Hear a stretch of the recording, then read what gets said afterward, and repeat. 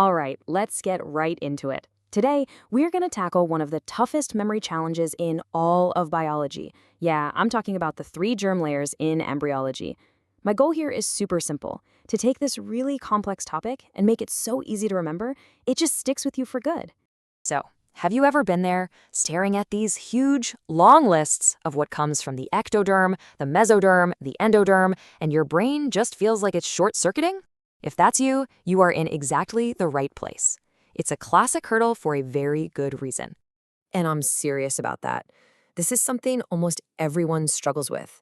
The amount of stuff you're supposed to memorize can feel completely impossible to organize in your head. But the great news is, there is a much, much better way to do this than just trying to cram it all in. And that's what we're going to do today. We're going to break down a really simple but powerful system. We'll use some core concepts and a few clever mnemonics that are going to make these facts finally click into place. So what's the actual problem here? Well, it all boils down to understanding the basic organization of everything.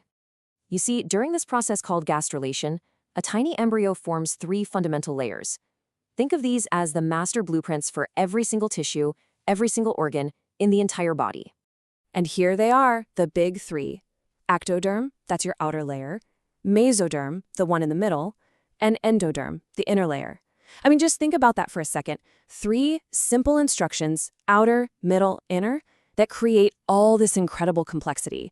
If you can get these 3 ideas down, everything else just kind of falls into place. Let's start from the outside and work our way in, shall we? First up, we've got the ectoderm. The core idea here is actually way simpler than it seems.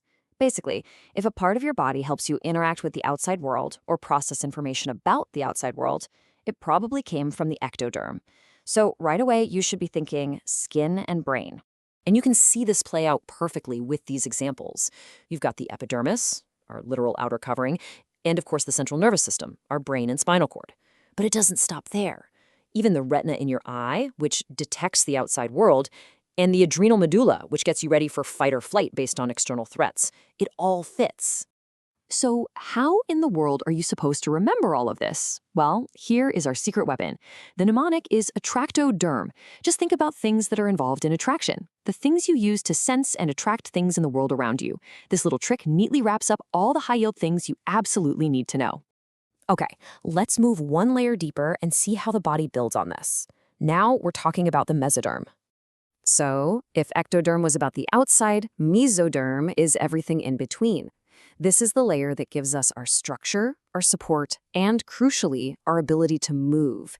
It's like the body's internal scaffolding and all its machinery. I mean, just look at this list. It's everything that makes us, well, move and work on the inside. You've got skeletal muscle for movement, bones for support, blood to move everything around, and even our core internal machines like the kidneys and gonads. And the mnemonic for this, it's just perfect. It's means. Because the mesoderm provides the means for the body to move and function. M is for muscle, E for the excretory system, A for adrenal cortex, N for the network of blood vessels, and S for skeleton. It's simple, it's elegant, and it just works. All right, let's complete the whole picture. It's time for our 3rd and final layer, the one deep on the inside, the endoderm. Honestly, this one might be the most straightforward of them all. Just think about all the tubes that run through your body. Your gut, your airways. Well, the endoderm's job is to form the inner lining of those tubes. It's basically the wallpaper for all of our internal organs. And these examples make it super clear, right? The lining of your GI tract, the lining of your respiratory system, and even the huge glands that actually grow out from these linings, like your liver, pancreas, and thyroid. If it's a deep internal lining, you've got to be thinking endoderm. When it comes to exams, this mnemonic is absolute gold. And you know what? It's not even a clever acronym. It's just a direct high-yield summary. If you can just lock in the words lining, liver, lungs, you've pretty much mastered the most important parts of the endoderm. Okay, so we've covered all 3 layers. Now for the really good part. Let's put this all together into the ultimate cheat sheet, something you can use for a super fast review. This right here, this is where it all comes together. The entire complicated system can be boiled down to just one key concept for each layer. Ectoderm is outside plus brain. Mesoderm is movement plus support. And endoderm is inside lining. This is your 10-second review right before a big test. But wait, Can we make it even simpler than that? Oh, you bet we can. Here it is, the master mnemonic. First up, ecto attracts. It makes the skin and the nerves that we use to attract and interact with everything in our environment. Second, meso moves. It builds the muscle, the bone, and the blood that allow for all of our movement, both inside and out. And finally, endo enters.